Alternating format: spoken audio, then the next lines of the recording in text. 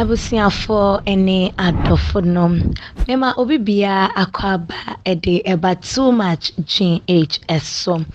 Ghana wahala dwumadie ena ebre asese musonfo muni aba ekiesi kapa. Ena nso mede ebebesum ahwefo ene etiefo.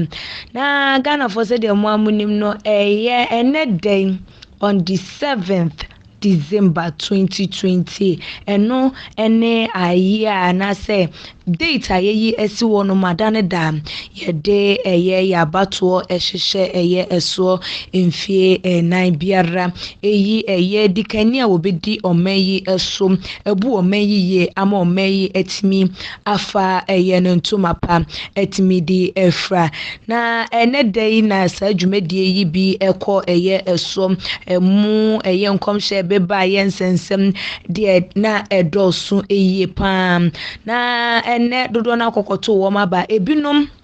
afamu ahwere wo mo ekra ade nanso so yese de mo adie no momom ndi nkode aka ena yebo eye ehu eban na sese de nipa Ghanafo eni ewo ne so na dodo na etwetwe no na ebinom nso so ehye no eye enkran eye nua bema wo eye actor John Dumelo a ebiemo so ojina for eye MP for Ayawaso West Wugon constituency wono ene eye abrantia sese woda eye apa eso na wo bebebusa se eye deba sense de munim no yenua bemai wojina ede ama edom kuma ewo mrahyebeje femeche NDC opposition party enom ena ye maame ye Lydia Alhassan ono so ejina ede ama the sitting president ye MPP amanyoko enom na ansa na crampo no video bi babo ntimo bekaya na chese maame debate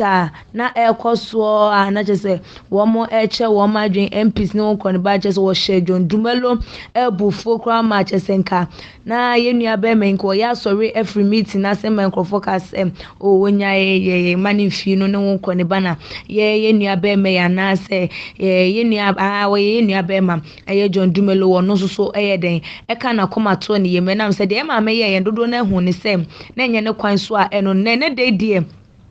ekwa yese se de ye maami wo si twetwe John Dumelo no call in favor of her na me can say call in favor of her ne ASM about so ye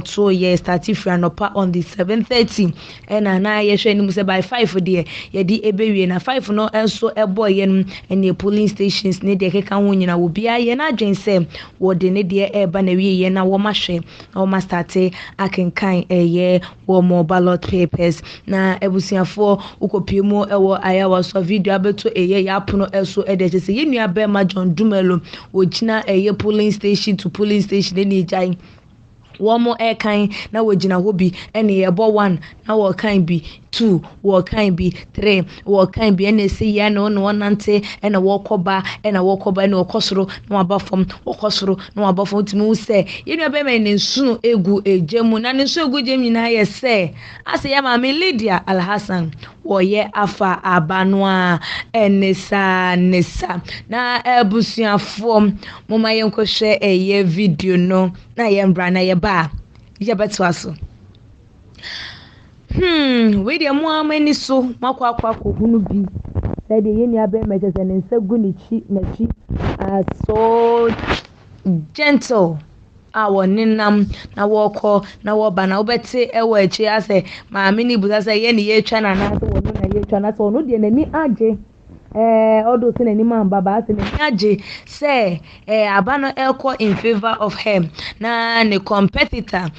ye John Dumelo o ye de wolusu ye ni gie de ma ye eno na nso so ye nua be ma no wompa aba ye esanse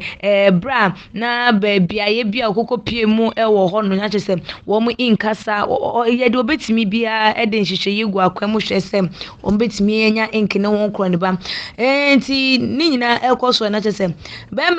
mensu e de be mensu ne susu timu se yenu be men nanimu nhye da anya fe nanimu nya sede ye wo hye time na abaya ne twetwe nkomo busa no eye ensem na enhye da nkoye na susu be ma enenum eye edura enwunum akwakoye se dodo na ekase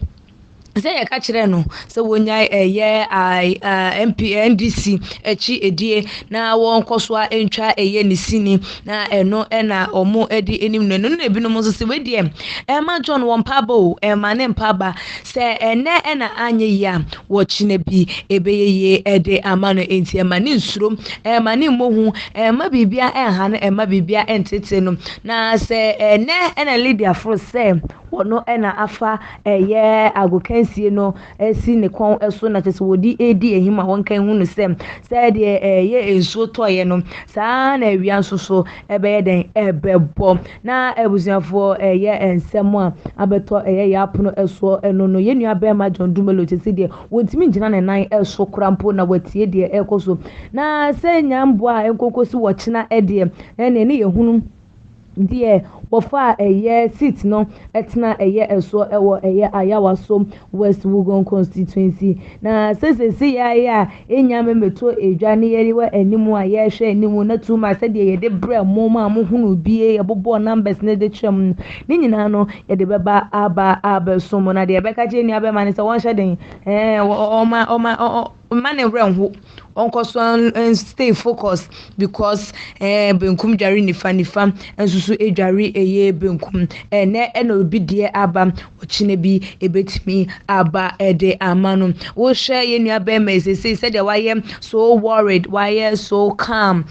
say ni mood enhye danye okenke nim John Dumelo said de wote odo so ye calm cool guy nenso say na de yi de say aba from aboto no nenso no then obetimi aka ede ache na de ekwe wo hwa ebetimi go in favor of him and I say it will go against him for wadwentwa wo fan semi hu ebra otuma GH comment section na abm so like videos na share all the social media platform esom meeting ede ekiasika padasene yebesane sha makramu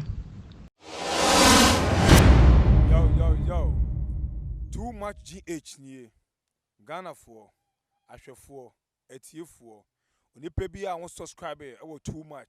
GH no subscribe wo na ehintasem ensem a ebuafa oman Ghana so ena ye de bremu one God nie the only one God in GH eho na de bia mehwe abrochefo ene Ghana for mo wiasa fa na ina me recommend emamo too much GH Too much GH. Me did akose Japan. E brepi am besem TV. Me share too much GH.